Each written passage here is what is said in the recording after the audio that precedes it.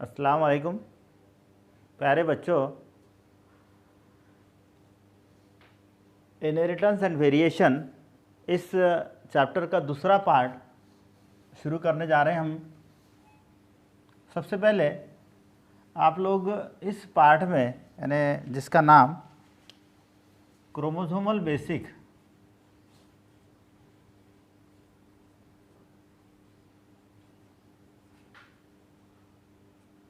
Of inheritance है, क्योंकि इसके पहले जो था वो जेनेटिक बेसिक इनहेरिटेंस था और पुराने सिलेबस में ये दो चैप्टर्स अलग अलग थे। अभी दोनों को मिलाकर इनहेरिटेंस एंड वेरिएशन ऐसा नाम दिया गया। इस क्रोमोसोमल बेसिक ऑफ इनहेरिटेंस में जो हमको पढ़ना है वो क्या पढ़ना है, पहले इस चीज़ को थोड़ा सा रिमाइंड कर लेते हैं। सबसे पहले हमको ये पढ़ना है कि क्रोमोसोमल बेसिक्स ऑफ इनहेरिटेंस में क्रोमोसोम से रिलेटेड कुछ उसका इंट्रोडक्शन वाला, उसका तारुफ वाला पार्ट कि मेंडल ने इसके बारे में हमको कौन सी मालूमात दिया है। मेंडल के बाद फिर 3 डिफरेंट साइंसदान डिवेरिस, कॉरेंस और शेरमैक, ये तीनों ने मेंडल के काम को कैसा दोबारा से किया। उसके बाद एक क्रोमोसोमल थ्योरी है, बहुत इंपॉर्टेंट है, एग्ज़ाम में बहुत बार पूछा जाता है। सूटन और बोवेरी, ये दो लोगों की थ्योरी है 1903 की। वो थ्योरी में कौन से पॉइंट्स है, उसके कौन से नुकात है। उसके बाद क्रोमोसोम्स के बारे में कुछ बातें, जैसे उसकी लंबाई कितनी है, उसकी मोटाई कितनी है, उसके बाद में उसका स्ट्रक्चर, उसका फंक्शन, उसके बाद में उसके जो नंबर्स है उसको प्लॉइडी कहा जाता है। तो वो ये सब चीज़ें इसके शुरू के तारुफ़ी हिस्से में हैं। उसके बाद नेक्स्ट स्ट्रक्चर ऑफ क्रोमोसोम के बाद sex chromosome, X and Y chromosome का स्ट्रक्चर है। उसके बाद लिंकेज है, लिंकेज यानी दो जीन्स एक साथ जुड़कर अगर किसी खुशियात को मुंतकिल करते हैं उसे हम लिंकेज कहते हैं। इसको डिटेल में पढ़ेंगे हम। तो उसमें ऑटोसोम्स में मौजूद लिंकेज अलग, एक्स और वाई क्रोमोसोम पर मौजूद लिंकेज अलग, कंप्लीट लिंकेज अलग, इनकम्प्लीट लिंकेज अलग, ये सारी चीज़ों को पढ़ना है। और ये लिंकेज की वजह से कुछ डिसऑर्डर्स होते हैं, जैसे कलर ब्लाइंडनेस है, हीमोफीलिया है, ये चीज़ें इसमें पढ़ना है। इसके अलावा कुछ ऑर्डर्स जो क्रोमोसोमल डिसऑर्डर्स होती है या क्रोमोसोम्स की वजह से कुछ डिसऑर्डर्स, कुछ बीमारी या कुछ अमराज होते हैं, उसमें थैलेसीमिया है, क्लिनफिल्टर सिंड्रोम है, डाउन सिंड्रोम है, टर्नर सिंड्रोम है, ये कुछ आपके सिलेबस में है। तो इतना सब ये पूरा पार्ट इस क्रोमोसोमल बेसिस ऑफ इनहेरिटेंस में हमको पढ़ना है। तो सबसे पहले हम देखते हैं इसका जो शुरू का जो हिस्सा है, इसमें जिन मुख्तलिफ़ साइंसदानों ने जो कुछ यानी उनका इसके अंदर वो मतलब हिस्सा है वो किस तरह से है। पहले हमको ये समझना है कि आज का जो दौर है उसमें बहुत सारी चीज़ें इस क्रोमोसोम्स के ताल्लुक़ से मालूम है। जैसे हमको ये बात पता है कि जितने भी यूकैरियोटिक सेल, मतलब वाज़े मरकज़ बर्दाश्त सेल जो होते हैं, यूकैरियोटिक सेल जिसे हम कहते हैं, उसका जो न्यूक्लियस है, इस न्यूक्लियस में क्रोमोसोम्स होते हैं, ये भी हमको पता है। उस वक्त ये मालूम नहीं था। दूसरी चीज़ हमको मालूम है कि जो क्रोमोसोम्स के नंबर्स है, नंबर ऑफ़ क्रोमोसोम्स, ये हर स्पेसीज़, हर नू के जानदारों में क्या होते हैं, फिक्स होते हैं एकदम। उसकी तादाद सभी जानदार उस स्पेसीज़ के कहीं के भी हो, किस तरह के भी हो, उसका स्ट्रक्चर थोड़ा वेरिएबल हो, वेरिएशन उसमें पाया जाता हो, तब भी क्रोमोसोम की तादाद एक जैसी हो। उसके अलावा ये जो क्रोमोसोम्स हैं, इस क्रोमोसोम्स में जैसे जो इनकी जोड़ियाँ होती है जिन्हें होमोलॉगस क्रोमोसोम्स कहते हैं। क्या कहते हैं हम इसको? होमोलॉगस के, जिस पर एक जैसे जीन हो, यानी जीन जो है ये एक जैसे हो, यानी यहाँ पर जो जीन जो कैरेक्टर्स को, जो खुशियात को मुंतकिल करने वाले होंगे, जो ट्रांसफ़र करने वाले होंगे, ये सब जीन एक जैसे होंगे, इसको होमोलॉगस क्रोमोसोम कहेंगे।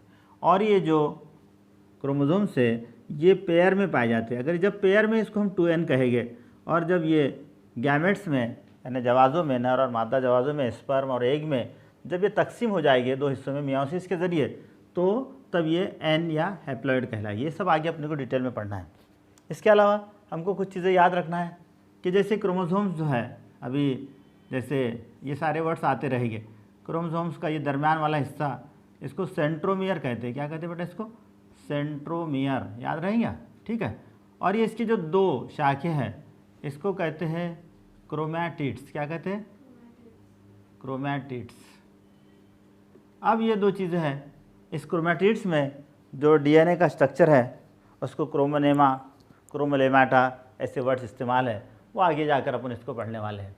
इसके अलावा कुछ बातें इससे रिलेटेड आपको ये याद रखना है कि जो क्रोमोसोम्स है, ये क्रोमोसोम्स सबसे बेस्ट विजिबल जिसको हम देख सकते हैं उसका स्ट्रक्चर, वो हमको मेटाफेज के सेल साइकिल के, या जिसे अपन माइटोसिस सेल डिवीजन कह रहे हैं, कलवी तकसीम कह रहे हैं, उसके मेटाफेज में बहुत अच्छे से देखने को मिलते हैं, विजिबल होते हैं।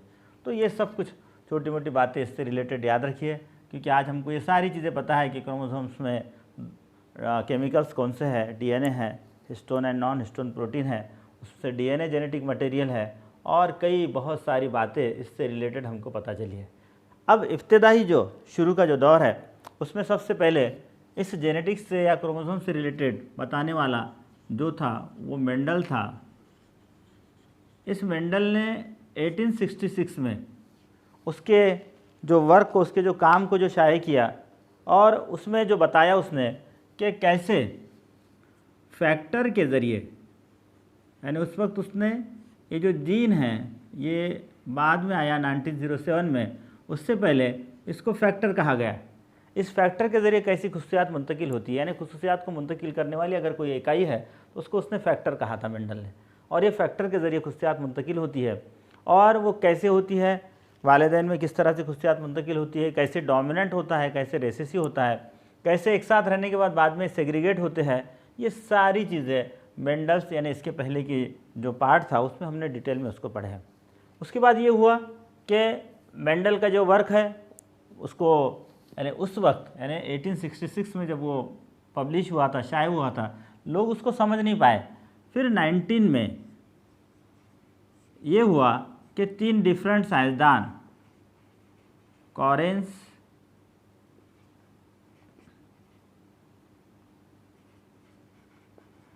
शेरमैक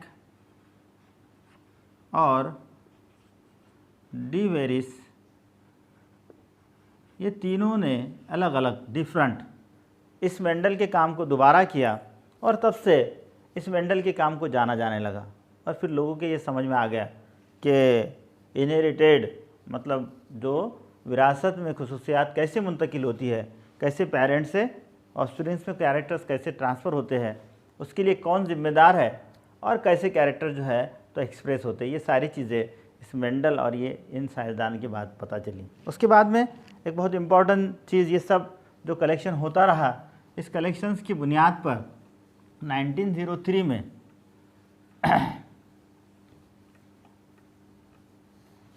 सूटन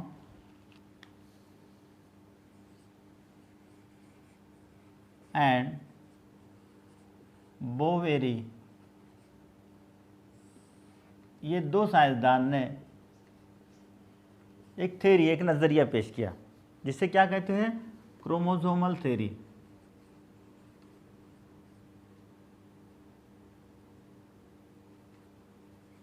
बहुत बार इसको पूछा जाता है, ये क्रोमोसोमल थ्योरी है क्या। बहुत सारे साइंसदानों ने जो अलग अलग वक्त में सारी चीज़ें बताई, उनको शॉर्ट में मुख्तसरन इन्होंने इस चीज़ को पेश किया कि ये क्रोमोसोम से रिलेटेड कौन सी बातें इंपॉर्टेंट हैं, और ये क्रोमोसोमल थ्योरी में उसको बताया गया। ये क्रोमोसोमल थ्योरी के वो अहम नुकात, अहम पॉइंट्स हैं।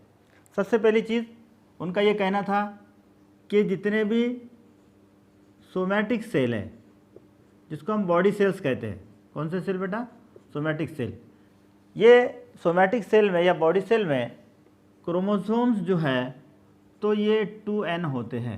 क्या होते हैं, 2n। मतलब क्या, क्रोमोसोम के 2 सेट हो गए। यानी इस क्रोमोसोमल थ्योरी का पहला पॉइंट याद रखिए कि सोमैटिक सेल में क्रोमोसोम्स की तादाद 2n है, मतलब इसको हम कहते हैं डिप्लॉइड। क्या कहते हैं बेटा, डिप्लॉइड। याद रखिए 2n means diploid, n means haploid. चलिए, तो जितने भी आला दर्जे के जानदार, प्लांट हो, एनिमल्स हो, उन सब में 2 तरह के सेल हो गए। एक को सोमैटिक सेल कहेंगे, बॉडी सेल्स कहेंगे, उसको जिस्मानी खलियात कहेंगे, और दूसरे रिप्रोडक्टिव सेल, तौलीदी खलियात।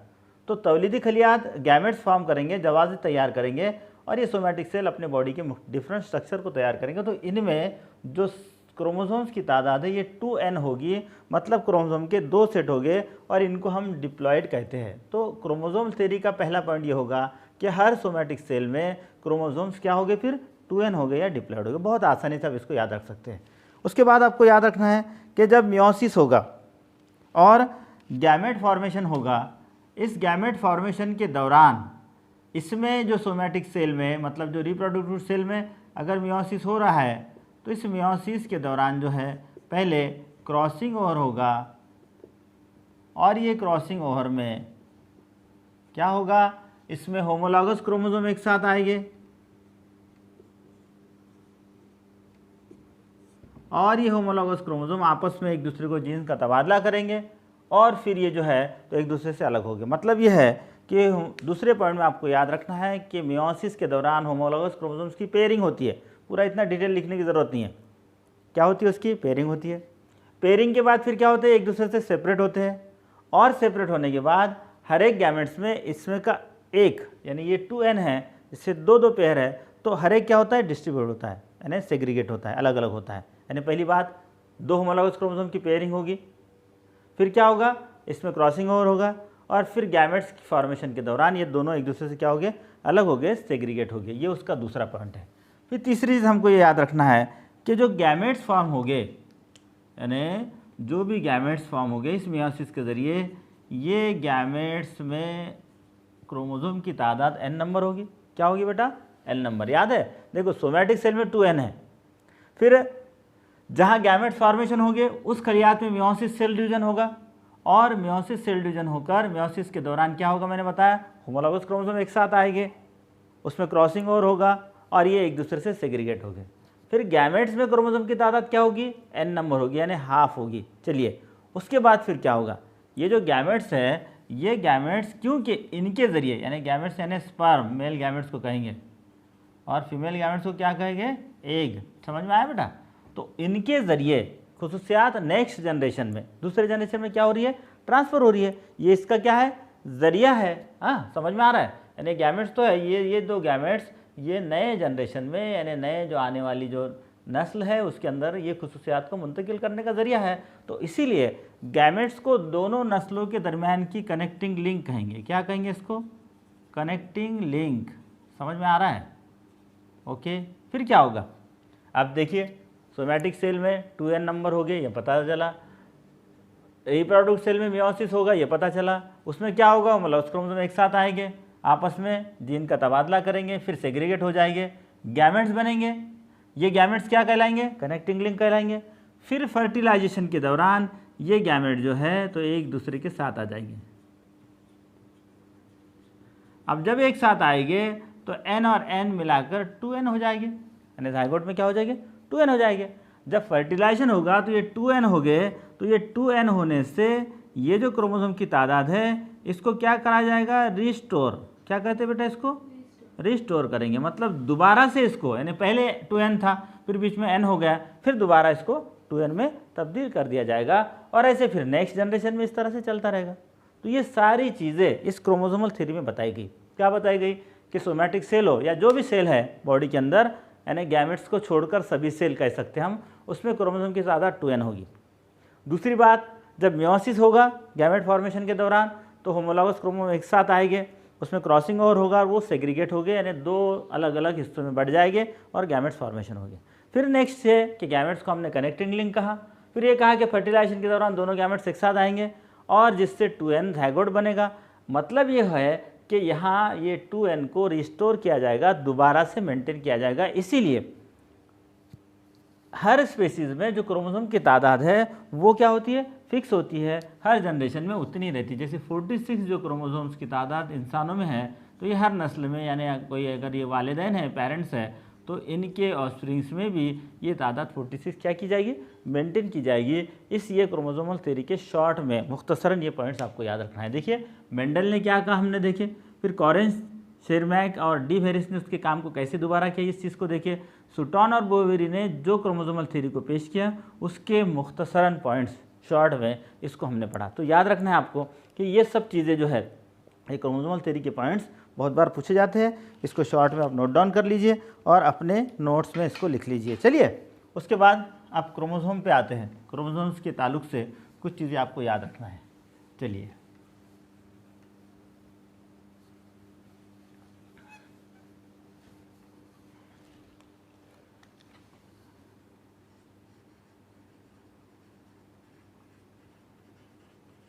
क्रोमोसोम जो है ये वर्ड 1888 कब 1888 में वाल्डियर इसने नाम ये पेश किया पहले क्रोमोसोम। इसमें क्रोमा एंड जोम ये दो वर्ड है। ये क्रोमा मीन्स कलर्ड एंड जोम मीन्स बॉडी, कलर्ड बॉडी, इसका मतलब होता है। तो ये जो क्रोमोसोम्स है, इस क्रोमोसोम्स के ताल्लुक से मैंने बताया कुछ चीज़ें आपको याद रखना है, जैसे उसका स्ट्रक्चर है, उसकी तादाद है, ये सब चीज़ें। तो इसमें याद रखना है आपको कि जो क्रोमोसोम्स है, ये क्रोमोसोम्स इसकी जो लंबाई है डिफरेंट जानदारों में ये 1 मिली माइक्रोन से लेकर 33 मिली माइक्रोन तक, ठीक है। और इसकी जो मोटाई है वो 0.222 मिली माइक्रोन की होगी, ठीक है, अलग अलग जानदारों में। उसके बाद जो क्रोमोसोम्स है, ये क्रोमोसोम्स जो बने हैं इसमें उसके केमिकल एनालिसिस के एतबार से उसमें डीएनए होगा, हिस्टोन प्रोटीन होगा, याद रखिए। उसके बाद नॉन हिस्टोन प्रोटीन होगा, ठीक है, हिस्टोन प्रोटीन भी होगा, नॉन हिस्टोन प्रोटीन भी होगा, और साथ में डीएनए होगा। ये सब मिलकर क्रोमोसोम बनेगा। उनमें से डीएनए जो है ये क्या रहेगा, इसमें जेनेटिक मटेरियल होगा, यानी जिसके ज़रिए खुसूसियात या कैरेक्टर्स को क्या किया जाएगा, ट्रांसफ़र किया जाएगा एक जनरेशन से दूसरे जनरेशन से। ये इसका मेजरमेंट होगा। इसके बाद जो क्रोमोसोम्स है, ये क्रोमोसोम्स मैंने आपको बताया उसकी जो तादाद है वो हर स्पेसीज़ में फ़िक्स होगी। जैसे इंसानों में 46 हर इंसान में, चाहे वो कहीं का भी इंसान हो, उसमें क्रोमोसोम की तादाद फिक्स होगी। उसके बाद इसका जो फंक्शन है, इसका जो काम है, वो सिंपल सी चीज़ है। उसका काम ये है कि एक नस्ल से दूसरे नस्ल में खुशियात को क्या करना, मुंतकिल करना, ट्रांसफ़र करना, ठीक है। अब ये कैसी होती है, क्या होती है, आगे इसी चैप्टर के एक पार्ट में अपने को पढ़ना है, वो मैं इंशाल्लाह आपको बता दूंगा कि वो कैसे ट्रांसफ़र होती है। इसमें एक क्रोमोसोम की जो नंबर है, देखिए याद रखिए, ये इसके नंबर से इसको एक वर्ड इस्तेमाल होता है, उसको प्लॉइडी कहते हैं। क्या कहते हैं बेटा इसको, प्लॉइडी। प्लॉइडी मतलब नंबर ऑफ क्रोमोसोम्स या क्रोमोसोम्स के सेट कहते हैं, कह सकते हैं अपन, सेट ऑफ क्रोमोसोम्स। अब पहले समझ लीजिए ये क्या है, बाद में डिटेल में इसको मैं समझा रहा हूँ। पहले आप ये समझ लीजिए कि जैसे एग्जाम्पल के तौर पर मैंने अभी आपको बताया कि इंसानों में क्रोमोसोम्स की तादाद 46 है, करेक्ट, समझ रहे हो। यानी यहाँ 23 पेयर्स हो गए, क्या हो गए, 23 पेयर्स, 23 जोड़ियाँ, जिसमें 22 autosomes and 2 sex chromosomes XX and XY, या XX फीमेल में, XY मेल में, ठीक है। इस तरह का ये कॉम्बिनेशन होगा। अब यहाँ ये जो 23 पेयर्स है, अगर ये 23 पेयर्स एक साथ हो तो इसको अपने 2n कहा, और जब ये सिंगल हो जाएंगे 23 तो इस अपने इसको n कहा। ये आगे मैं बता रहा हूँ कैसे ये प्लॉइडी। तो ये जो प्लॉइडी का जो मैटर है, ये हमको ये समझना है, ये प्लॉइडी मीन्स जो क्रोमोसोम की जो तादाद है उसका एक यूनिट, उसका एक हिस्सा, जब हम इसको मल्टीप्लाई करते हैं, वो मल्टीप्लाई करने के बाद जैसे n मतलब उसका एक सेट, डबल मल्टीप्लिकेशन हो गया 2n, 3n, 4n, इस तरह से, ठीक है। तो उसको हमने प्लॉइडी कहा। तो ये प्लॉइडी के एतबार से जो क्रोमोसोम की तादाद है उस पर से बहुत बार इसको नीट वगैरह में पूछा जाता है। ये सारी चीज़ों को नोट डाउन कर लीजिए, इसको भी पूछा जाता है। तो ये प्लॉइडी क्या चीज़ है, सब पहले समझ लीजिए।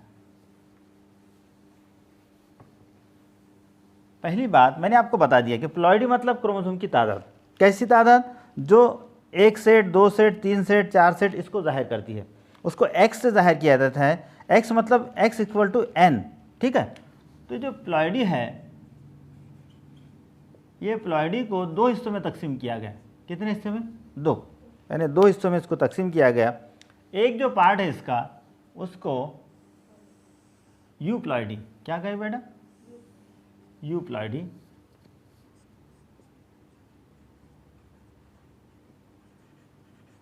ठीक है। और दूसरा अनयूप्लॉइडी।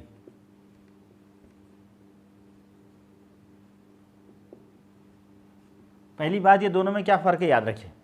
यूप्लॉइडी का मतलब ये है कि ऐसी क्रोमोसोम की तादाद जो इक्वल डिस्ट्रीब्यूशन उसमें कर सकते हो। जैसे n 2n 3n 4n 5n वगैरह वगैरह। लेकिन यहाँ अगर हम उसको इक्वल डिस्ट्रीब्यूट नहीं कर सकते तो फिर प्रॉब्लम आई। जैसे एग्जांपल के तौर पर जैसे इंसानों में 46 क्रोमोसोम है, अब ये यूप्लाइडी में 23 हो जाएगी, समझ में आ गया। लेकिन अगर इसमें एक बढ़ जाए 47 हो जाए तो फिर इक्वल डिस्ट्रीब्यूशन नहीं होगा, तो उसको हम क्या कहेंगे, अनयूप्लॉइडी। याद रखो बेटा, यूप्लॉइडी और अनयूप्लॉइडी। अब चलते हैं और इसके बाद में और कुछ, और इसको अलग अलग हिस्सों में तकसीम किया गया है। यूप्लॉइडी जो है, इस यूप्लॉइडी को फिर और 3 हिस्सों में तकसीम किया गया। देखिए वो कौन से पार्ट है। यूप्लॉइडी जो है इसको 3 हिस्सों में,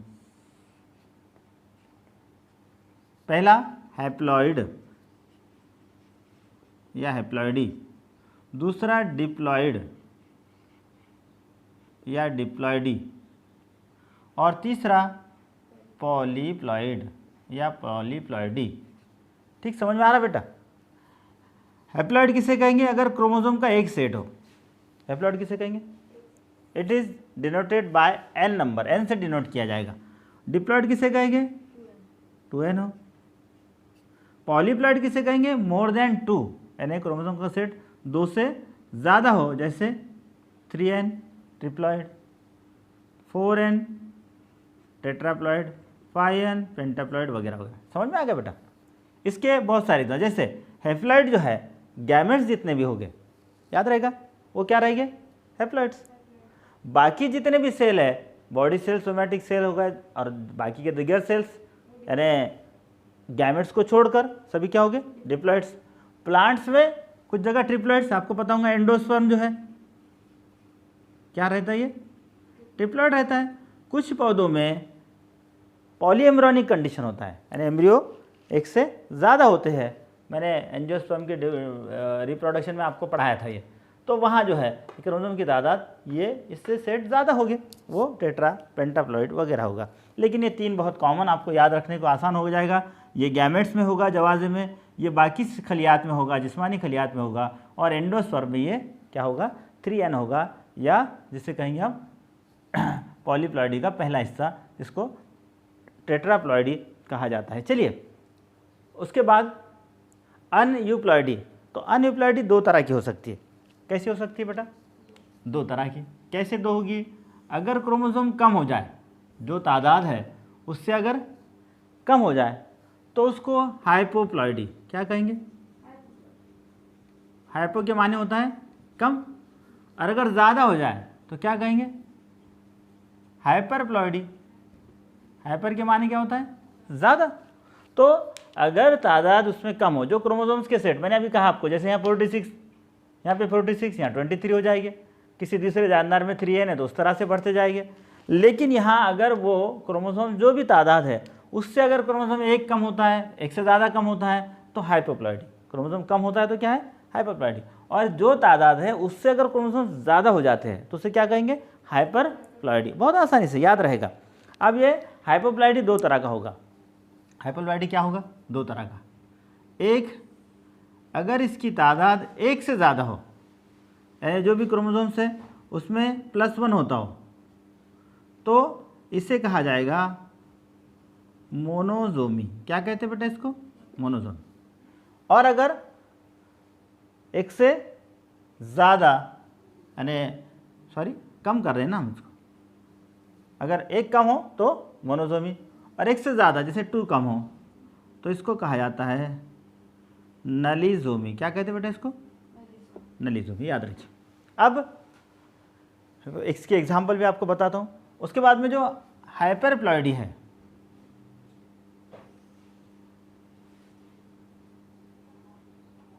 देखिए यहाँ क्या हो रहा, तादाद कम हो रही, वहाँ तादाद क्या होगी, बढ़ेगी। तो ये जो बढ़ेगी जो तादाद, तो उसमें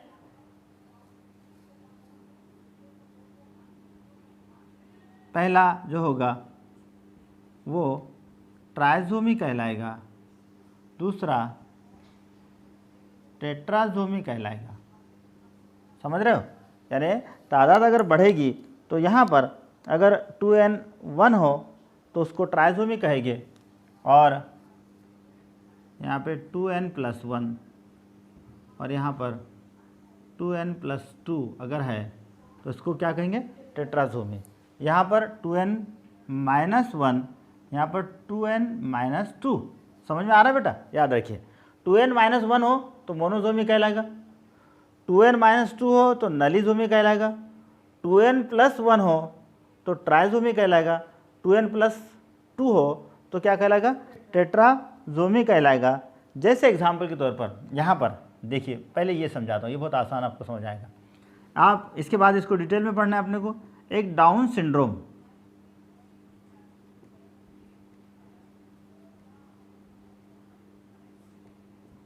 एक डाउन सिंड्रोम नाम का एक डिसऑर्डर है, जेनेटिक डिसऑर्डर। इस डाउन सिंड्रोम में बहुत सारे कैरेक्टर्स उसके हैं, इसको डिटेल वहाँ जाकर अपन पढ़ेंगे। तो वहाँ ये होता है कि ये जो है 2n, यानी इसमें 21 नंबर, क्रोमोसोम्स नंबर 21, वो 21 नंबर का जो क्रोमोसोम है वो 3 होते हैं उस जानदार में। कितने होते हैं? 3। जैसे यहाँ पे एक समझा रहा हूँ, आप समझ लीजिए। जैसे इंसानों में 46 क्रोमोसोम अभी मैंने बताया, ठीक। इस 46 क्रोमोसोम में 44 ऑटोसोम्स है, ठीक है, और 2 सेक्स क्रोमोसोम जैसे XX या XY, ठीक है। अब जब गैमेट्स बनेंगे, इधर ध्यान दो बेटा, जब गैमेट्स बनेंगे तो ये 44 22 और 22 में डिस्ट्रीब्यूट हो गए, 22 और 22 में डिस्ट्रीब्यूट हो गए। और ये जो क्रोमोसोम है, जैसे फीमेल है तो ये X+X ऐसा बनाएगा, और मेल है तो X+X और यहाँ पे +Y, इस तरह के गैमेट्स बनेंगे। 22 ऑटोसोम्स तो हो गए, लेकिन XY क्रोमोसोम डिफ्रेंशिएट हो गए। चलिए, लेकिन कभी कभार क्या होता है कि जब ये क्रोमोसोम डिस्ट्रीब्यूट हो रहे हैं, तो मैंने अभी इससे पहले अभी आपको कहा कि डिस्ट्रीब्यूट होने से पहले मियोसिस में ये 2 क्रोमोसोम, जिसको होमोलॉगस क्रोमोसोम कहेंगे, ये एक साथ आते हैं। एक साथ आने के बाद आपस में क्या करते हैं, ये ऐसे इस तरह से जुड़ जाते हैं, और जुड़ने के बाद ये क्रॉसिंग ओवर होता है, आपस में जीन का तबादला करते हैं, फिर एक दूसरे से अलग होते हैं और 2 सेट में तकसीम होते हैं, 2 गैमेट्स में क्या होते हैं, तकसीम हो जाते हैं। कभी कभार यह होता है कि कुछ होमोलॉगस क्रोमोसोम, इसमें खासतौर से डाउन सिंड्रोम में 21 नंबर का, यानी 21 नंबर का जो क्रोमोसोम है, ये 21 नंबर का क्रोमोसोम एक जगह अलग होता ही नहीं है। अब जब एक जगह अलग नहीं होगा तो क्या होगा बेटा, यहाँ पर ये 22 क्रोमोसोम तो हो गए, लेकिन प्लस यहाँ एक एक्स्ट्रा का होगा, 21 नंबर का क्रोमोसोम क्या होगा, एक्स्ट्रा का होगा। अब अगर ये गैमेट्स, चाहे मेल गैमेट्स हो फीमेल गैमेट्स हो, ये अगर किसी 22+X क्रोमोसोम या 22+Y क्रोमोसोम वाले गैमेट्स को अगर ये फर्टाइल करेगा, तो इस बच्चे में क्रोमोसोम की तादाद हो जाएगी 47। क्या हो जाएंगी? 47, क्योंकि यहाँ 46 तो ये आ जाएंगे नॉर्मल, 22 यानी यहाँ ये 22 44 हो जाएंगे, और X या Y ये मिलाकर 46। समझ में आ गया? लेकिन प्लस यहाँ क्योंकि 21 नंबर का क्रोमोसोम यहाँ एक्स्ट्रा का है, तो इसीलिए यहाँ क्रोमोसोम की तादाद कितनी हो जाएगी? 47। इसको हम डाउन सिंड्रोम कहेंगे, और ये होगा ट्राइजोमी। तो ये ट्राइजोमी की एग्जाम्पल है।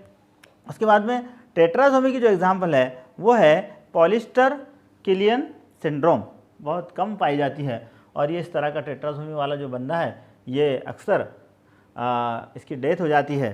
बहुत सारे इसके सिम्टम्स डाउन सिंड्रोम से मिलते जुलते होते हैं। इसके अलावा इसमें और जो मोनोजोमी है और नलीजोमी है, तो मोनोजोमी में एग्जाम्पल इसका है टर्नर सिंड्रोम।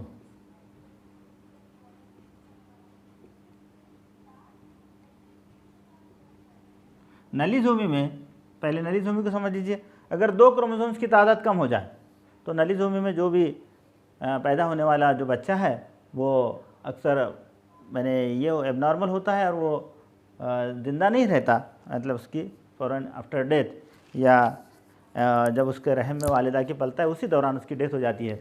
तो ये टर्नर सिंड्रोम ये होता है। इसमें अक्सर, जैसे मैंने अभी आपको कहा, अब समझ लीजिए यहाँ क्रोमोसोम की तादाद, ये समझ में आ गया बेटा?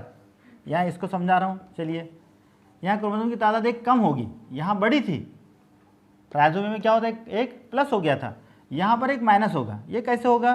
कभी कभार ऐसा होता है कि गैमेट्स बनने के दौरान, मैंने अभी कहा आपको कि ये 46 है, इसमें 44 + XX या 44 + XY, ठीक है।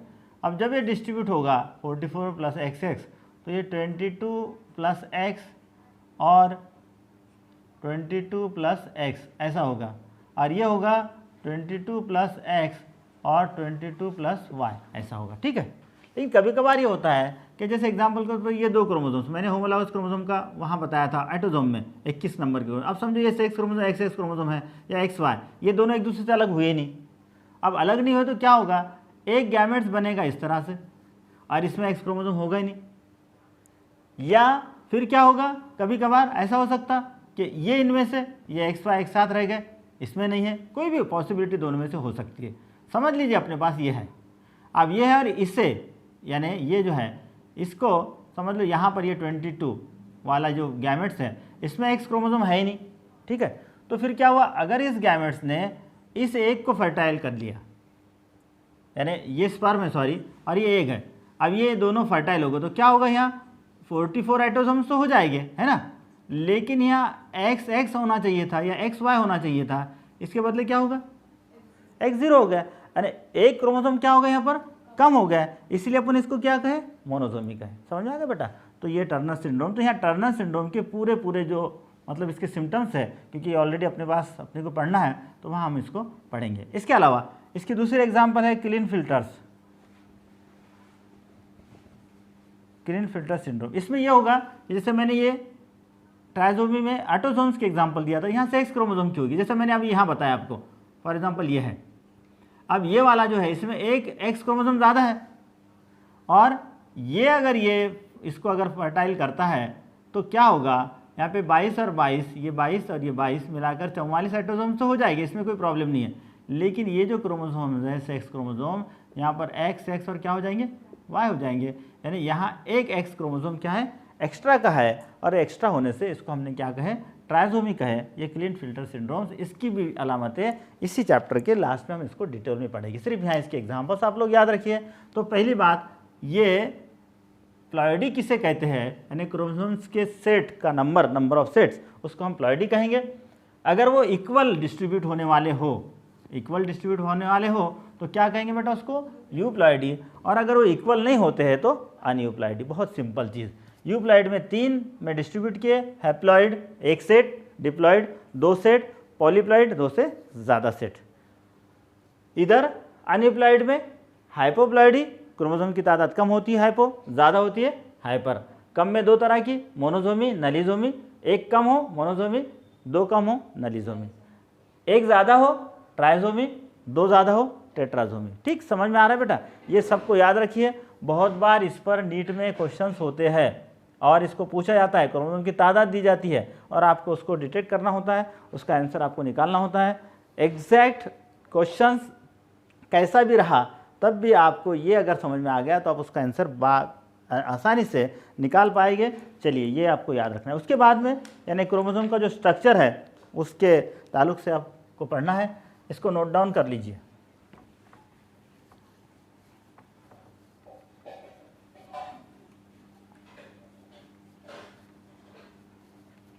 अभी मैंने क्रोमोसोम के स्ट्रक्चर के बारे में कुछ बातें बताएं।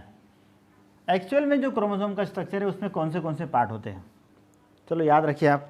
एक यहाँ डायग्राम बना रहा हूँ और वो डायग्राम में जो अलग अलग इसके पार्ट होंगे वो याद रखिए। एक इस तरह से इसका ये पार्ट होगा, इसको टीलोसोम कहते हैं। यहाँ पर एक ऐसा इस तरह से एक दरार होगी, इसकी छोटा सा हिस्सा होगा, इसको कंस्ट्रक्शन सेकेंडरी कंस्ट्रक्शन कहा जाएगा। यहाँ पे ये इसका क्रोमैटिड्स है, उसके बाद में यहाँ इसका ये न्यूक्लियस है,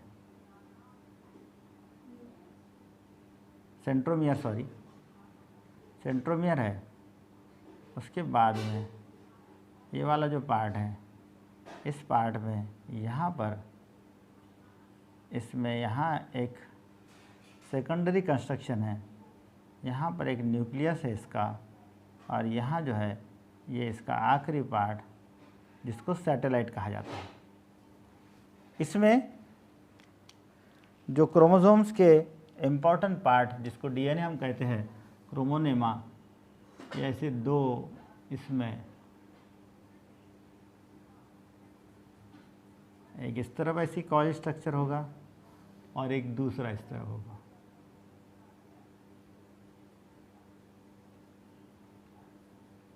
ठीक है।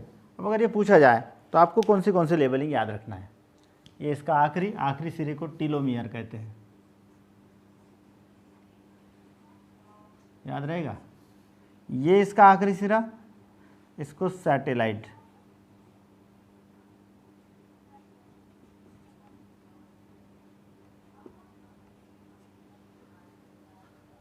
इसका ये वाला पार्ट इसे न्यूक्लियस कहेंगे, न्यूक्लियोलस सॉरी।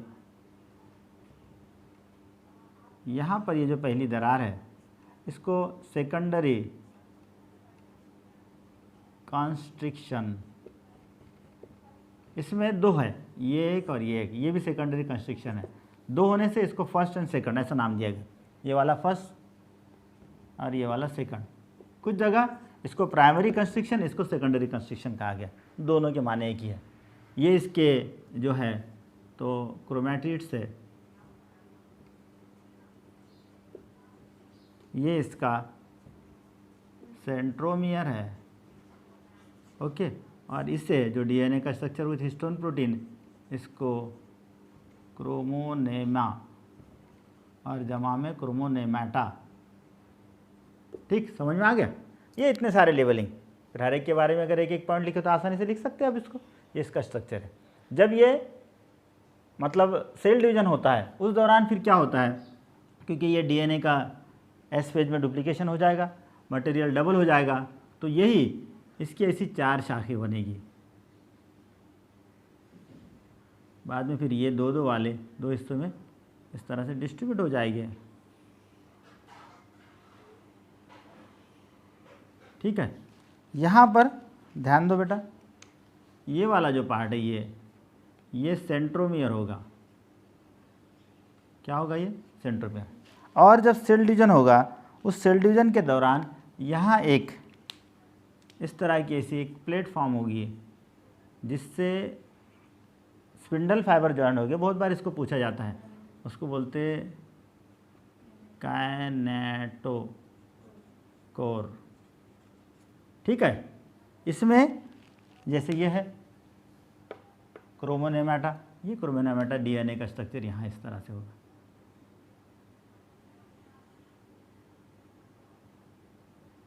इधर भी इस तरह से, इस तरफ भी इस तरह से। ठीक है ना, समझ में आ रहा है बेटा? तो ये जो है फिर बाद में ये कैनेटोकोर से ये स्पिंडल फाइबर ऐसे जुड़ेंगे, एक तरफ ये इसको खींचेंगे, एक पोल की तरफ एक चला जाएगा, दूसरी पोल की तरफ दूसरा जाएगा, और क्रोमोसोम की तादाद क्या हो जाएगी? फिक्स हो जाएगी। इसमें यहाँ आपको याद रखना है, बहुत बार इसको पूछा जाता है कि ये काइनेटोकोर्स जिससे स्पिंडल फाइबर जुड़े हैं, ये इसको यानी बहुत बार पूछा गया कि मेटाफेज के दौरान ये जब इक्वेटर पर आ जाते हैं, बाद में स्पिंडल फाइबर बन जाते हैं, तो कहाँ जुड़े होते हैं? तो एक प्लेट होती है, दोनों जानिब होती है, एक इस तरफ एक इस तरफ, और ये एक क्रोमोसोम के सेट को एक तरफ ले जाती है, दूसरी तरफ, जिससे क्रोमोसोम के 2 सेट बन जाते हैं। तो यहाँ ये याद रखिए, ये इसका क्रोमोसोम का स्ट्रक्चर है। ये डायग्राम आप खुद बना सकते हैं या जो बुक में है उसको भी आप यहाँ पर वो कर सकते हैं। तो ये है स्ट्रक्चर ऑफ क्रोमोसोम। उसके बाद चलिए, इसको बहुत बार पूछा जाता है। उसके बाद ये जो सेंट्रोमियर है, इस सेंट्रोमियर के पोजीशन की बुनियाद पर इस क्रोमोसोम्स की मुख्तलिफ टाइप्स हैं। इसको भी बहुत बार नीट में पूछते हैं, याद रखना है बेटा इसको। कभी कभी एग्ज़ाम में भी इसको पूछा जाता है। बहुत छोटा सा और बहुत आसान है। इसकी 4 टाइप्स है। पहले यहाँ इसकी डायग्राम बना रहा हूँ, वो डायग्राम से आपको समझ में आ जाएगा। ये क्रोमोसोम है एक, ये इसकी क्रोमैटिन है, ये दूसरी क्रोमैटिन है, और यहाँ पर सेंट्रोमियर है। ठीक, समझ में आ गया बेटा? ये दूसरा क्रोमोसोम है। देखिए क्या फ़र्क है, आपके बहुत आसानी से समझ में आ जाएगा।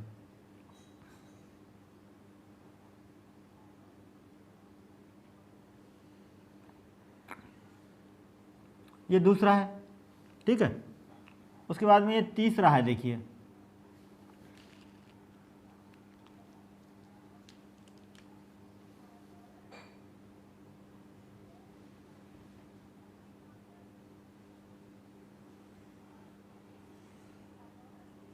ठीक है, और ये लास्ट या 4th है।